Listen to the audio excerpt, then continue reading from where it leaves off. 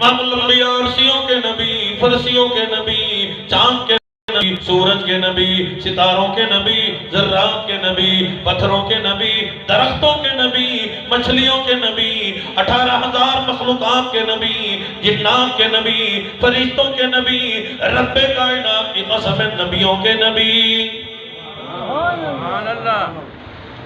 ام المومنین سیدہ عائشہ صدیقہ طیبہ طاہرہ رضی اللہ تعالیٰ عنہ فرماتی ہیں امام الانبیاء کی ذات اقدس کو میں نے دیکھا، ادھر ماہ رمضان کا چاند نظر آیا، ماہ سیام کا چاند نظر آیا، مبارک مہینے کا چاند نظر آیا۔ آقا مدنی امام الانبیاء کے چہرے انور کا رنگ مبارک پیلا پڑ گیا۔ فرماتی ہیں کہ آقا مدنی امام الانبیاء کی خدمت میں جبرائیل امین آتے اترتے، آپ علیہ السلام سے اللہ کا قرآن سنتے بھی اور آپ کو سناتے بھی۔ مدنی کریم صلی اللہ علیہ وسلم ساری کی ساری رات مصلی پہ گزار دیا کرتے ہیں، اللہ کے قرآن کی تلاوت کرتے کرتے۔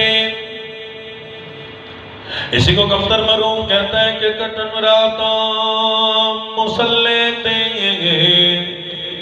کٹن راتاں مصلی تے، کھلوتیاں پیر سج بیندے، نہ اتنا جاگ رب آنکھیں عبادت ہی گئی ہووے، پیمبر مقتدی ہووے امامت ہی گئی ہووے، کرر دشمن بھی تعریفاں لیاقت ہی گئی ہووے۔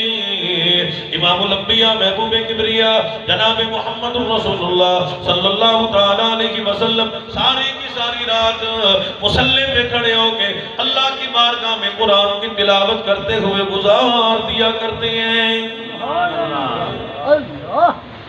صبح ہوئی ہماری اسلامی اماں سیدہ عائشہ صدیقہ طیبہ طاہرہ رضی اللہ تعالیٰ عنہ نے عرض کر دیا میرے آقا نبی تو معصوم عن الگناہ ہوتا ہے، نبی کے ذمہ گناہ کوئی نہیں ہوتا، خطا کوئی نہیں ہوتی، قصور کوئی نہیں ہوتا، آپ تو نبیوں کے بھی سردار ہیں، سلطان الانبیاء ہیں، ساری ساری رات شب بیداری کیسی، ساری ساری رات جاگنا کیسا، مصلی پہ کھڑا ہونا کیسا۔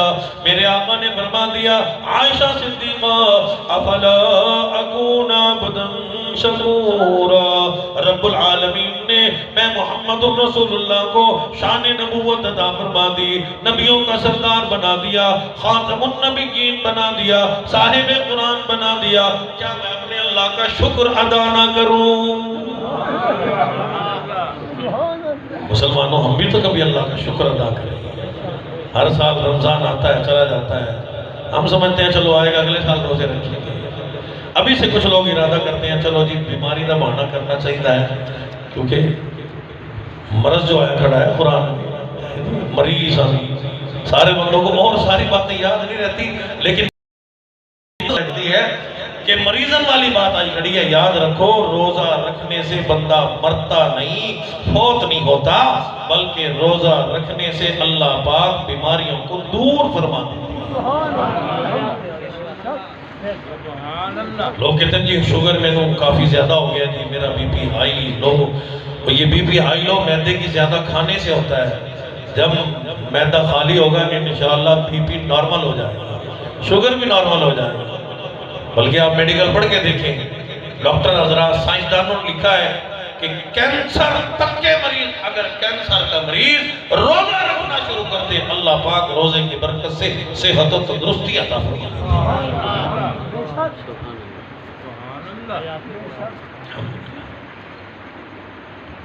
اس کی تحقیق ڈاکٹر حضرات نے یہ لکھی ہے کہ جس کو مرض ہونا اس کا گوشت اندر سے گل جاتا ہے، گوشت بیمار ہو جاتا ہے، تو جب روزہ رکھے بھوک کی وجہ سے گوشت آپس میں ایک دوسرے کو کھاتے ہیں، اچھا گوشت خراب گوشت کو کھا جاتا ہے، جس کی وجہ سے اللہ پاک صحت و تندرستی عطا فرماتا ہے۔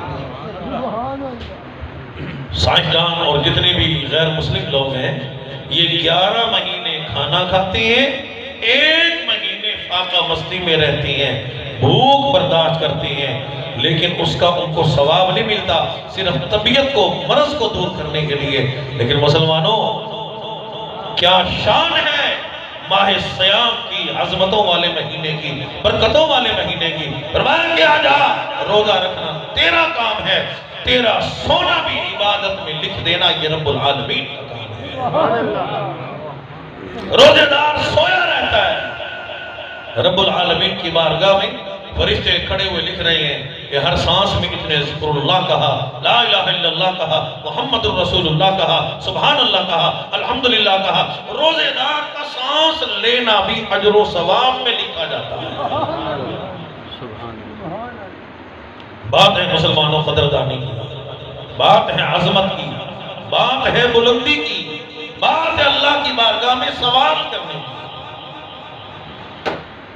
اس لیے سلطان الانبیاء، امام الانبیاء، محبوب کبریا جناب محمد الرسول اللہ صلی اللہ تعالی علیہ وسلم کی ذات اقدس نے ارشاد فرما دیا، فرمایا کہ مسلمانوں اپنے ایمان کو تر و تازہ کیا کرو. من قال لا الہ الا اللہ دخل الجنہ. اور جس نے اپنے ایمان کو تر و تازہ کیا، ہر وقت اپنے ایمان کو دیکھا، حضور نے فرما دیا روزانہ اپنے ایمان کو ٹٹولا کرو، اپنے ایمان کو دیکھا کرو.